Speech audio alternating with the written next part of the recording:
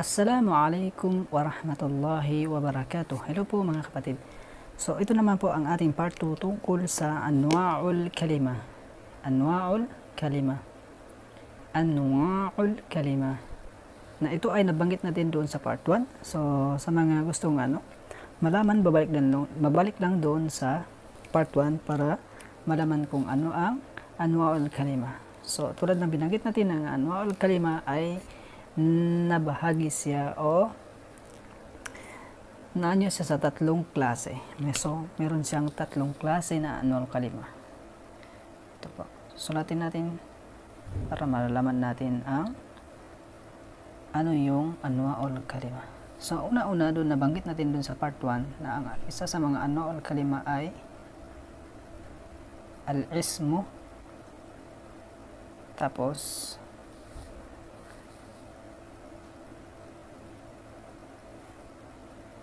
al-fa'lu. Yan, maganda natin. Al-fa'lu, al-harfu. So, doon nabanggit natin doon sa sa part 1 na ang mga example din nagbigay din tayo doon sa part 1. So, ngayon, kukontinue lang natin, magbibigay tayo ng mga example tungkol sa al-ism, al-fa'lu, al-harfu.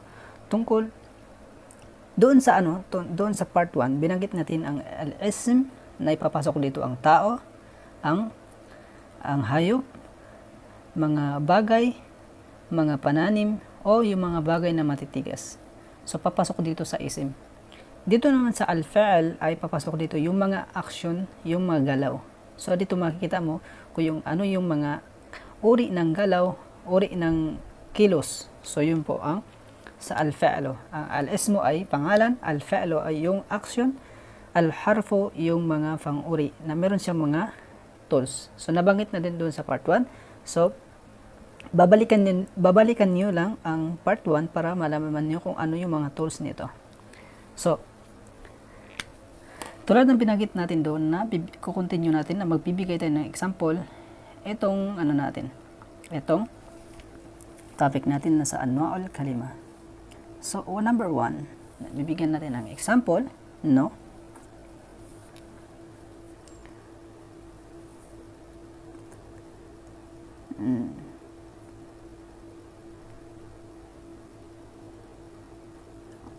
Hindi yan.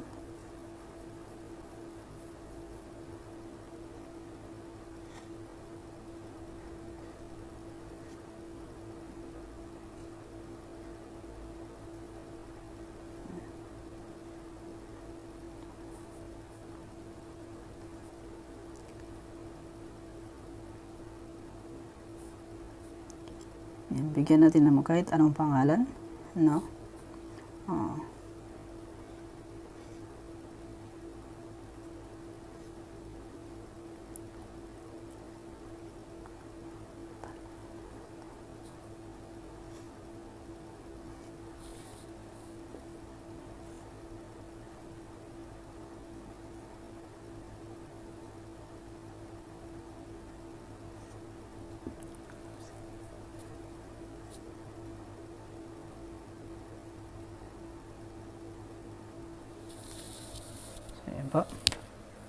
Al-kursiy.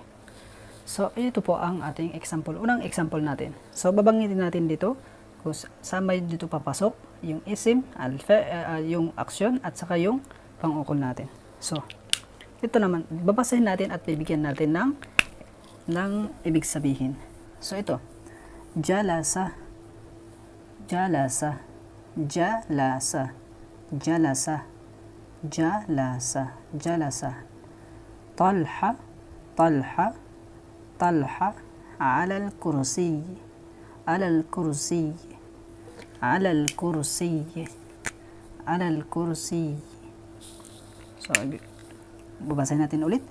Jalasa Talha ala al-kursi. Na ibig sabihin ay nakaupo si Talha sa bangko o sa taas ng bangko. So, dito, tulad ng binanggit natin na doon sa part 1 na itong ala na papasok sa dito na ibig sabihin na hindi wala siyang ibig sabihin kundi nakadepende siya dito sa susunod sa kanya. Nakadepende siya sa isim. Ito yung tinatawag na isim doon. Pangalan ng bagay. Yan, kursi. So, anong ibig sabihin nun? Jalasa Talha, nakaupo si Talha alal kursi sa taas ng bangko o sa bangko. So, yun po ang ibig sabihin. So, jalasa ay papasok dito sa fi'il. Ito po. Action. Pangalan. Pangalan. Ito naman ay pang-ukol. Yan. So, jalasa, yung galaw ni o action ni ni Talha ay yung pag-uupo. Yun po ang niya, yung action niya, yung ginagawa niya. So, ano yun? Jalasa, ibig sabihin umupo. Talha, si Talha ay papasok dito sa isim, pangalan ng tao. Binanggit natin ang isim, papasok dito ang tao, ang hayop, mga bagay, mga pananim, o mga bagay na matitigas. Dito papasok sa isim. Talha ay papasok dito sa isim, pangalan ng tao. Jalasa Talha, umupo si Talha ala. So, dito hindi mo mabibigyan ng meaning kung nag-iisa siya, pero dito mo siya namiming. Nakadepende siya dito sa susunod sa kanya. So, alal kursi. So, malalaman natin dito na ang ala pala ay, nang ibig sabihin dun ay yung para ginagamit sa pangtaas, para sa taas. So, alal kursi. Ibig sabihin, nakaupo si Talha sa taas ng bangko. Ibig sabihin, nakaupo siya sa bangko. So, yun po ang ibig sabihin dun. Jalasa Talha alal kursi. Nakaupo si Talha sa taas ng bangko o sa bangko. So, yun po. So, pwede mong gamitin itong mga na to, sentence na to, kahit anong bagay. Palitan mo kung anong pangalan dito, pangalan ng mga kaibigan mo, pangalan ng nanay mo, kahit ano. So, yun po. So, ito ay ginagamit sa panglalaki, no? Hindi natin nabanggit. Ito ay ginagamit sa panglalaki. Jalasa. So, paano naman pag babae? No? Paano naman pag babae? Ganito po. Pag babae, gagawin natin ng pambabae. Kasi hindi magkaiba po na ang jalasa na para sa panglalaki at para sa pangbabae. Kasi hindi mo pwede itong gamitin sa pangbabae dahil mali po ang sentence. So, sa babae ganito po.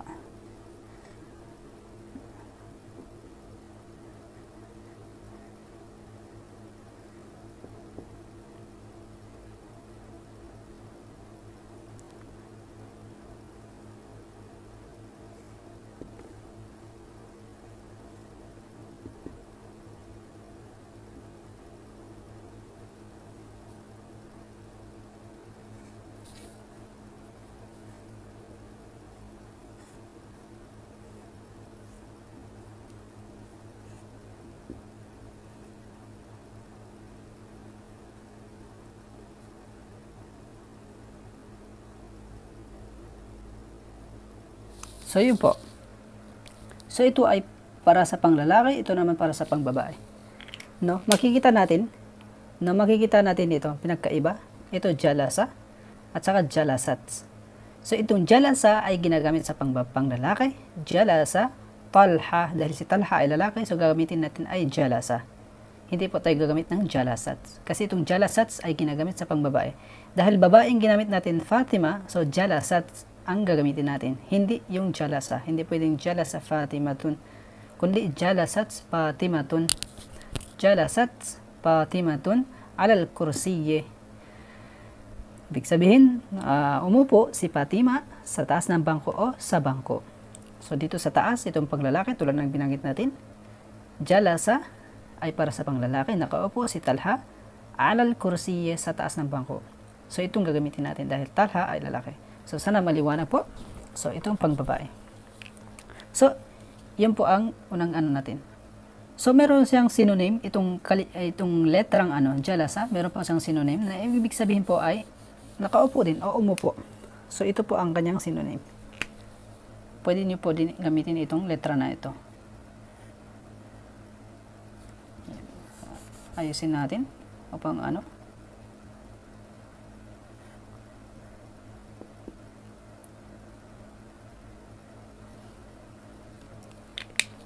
po.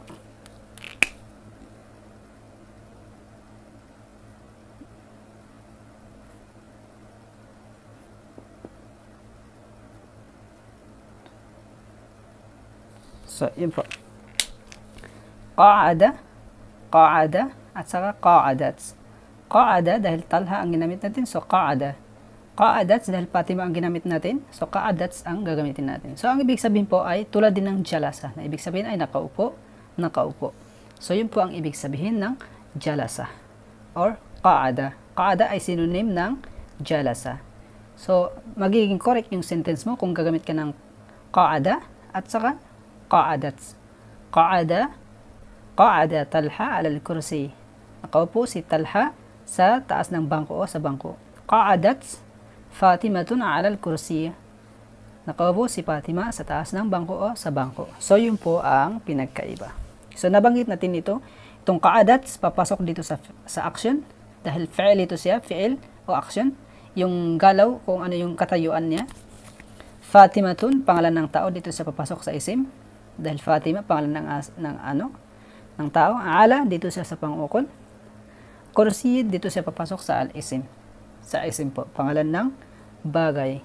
So, yun po ang unang example natin.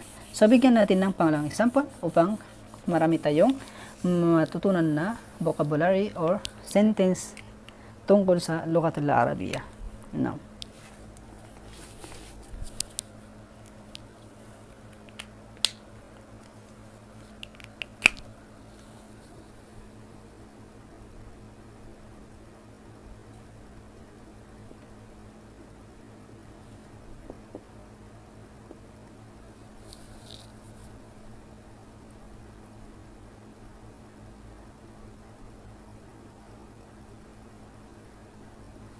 huwag yan.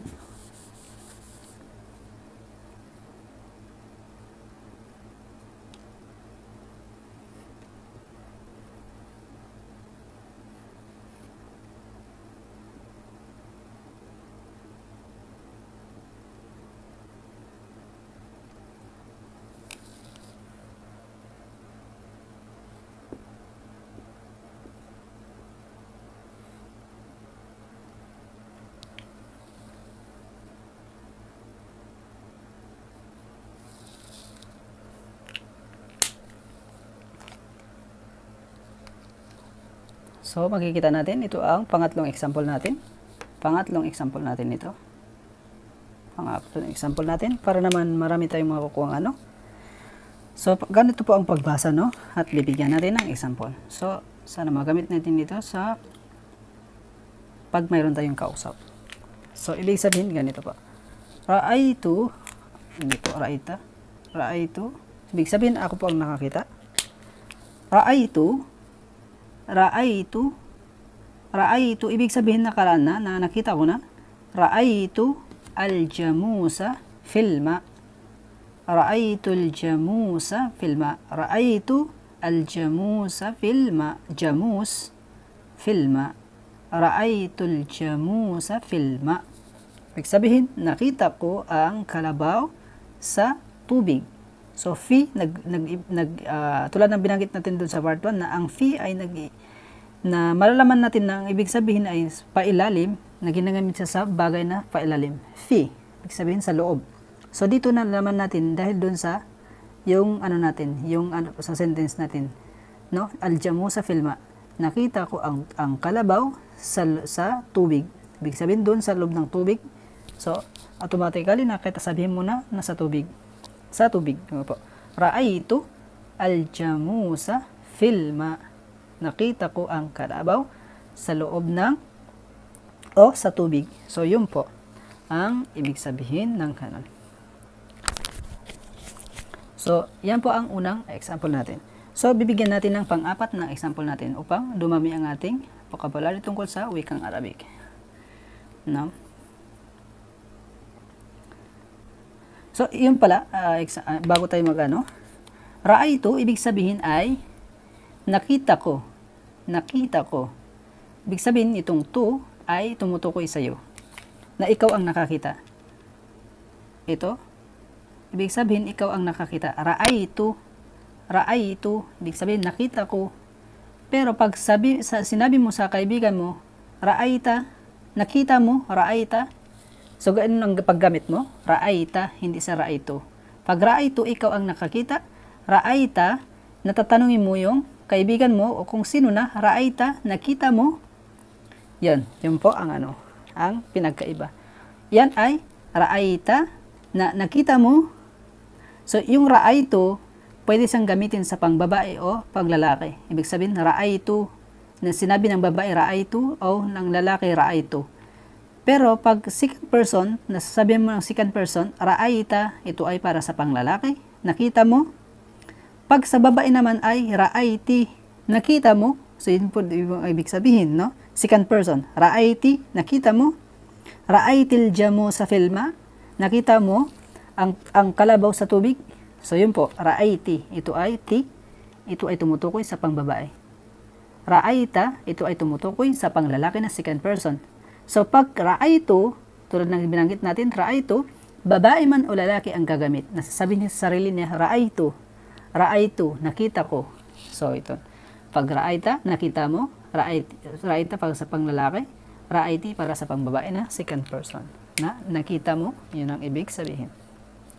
So, yun po ang pinagkaiba. Sana maliwanag ang pinagkaiba. So, yun po. So, dito naman tayo sa pang-apat na example natin. No?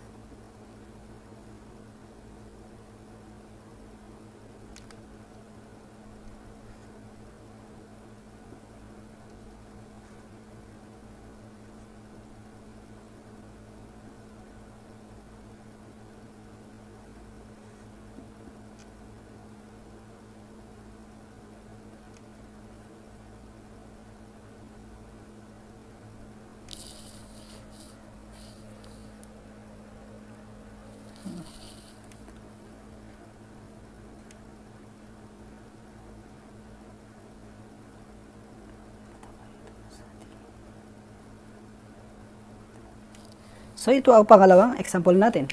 No? So, example, explain natin. Iltaqaytu sadiqaka fit tariq. Iltaqaytu sadiqaka fit tariq. Iltaqaytu sadiqaka fit tariq. Iltaqaytu, ibig sabihin nakasalubong ko. Iltaqaytu, ibig sabihin ako ang nakasalubong. Nakasalubong ko, iltaqaytu sadiqaka, ang iyong kaibigan, fit tariq, sa daan. Fit tariq, sa daan. Iltaqaytu, nakasalubong ko, sadiqaka, ang kaibigan mo, fit tariq, sa daan.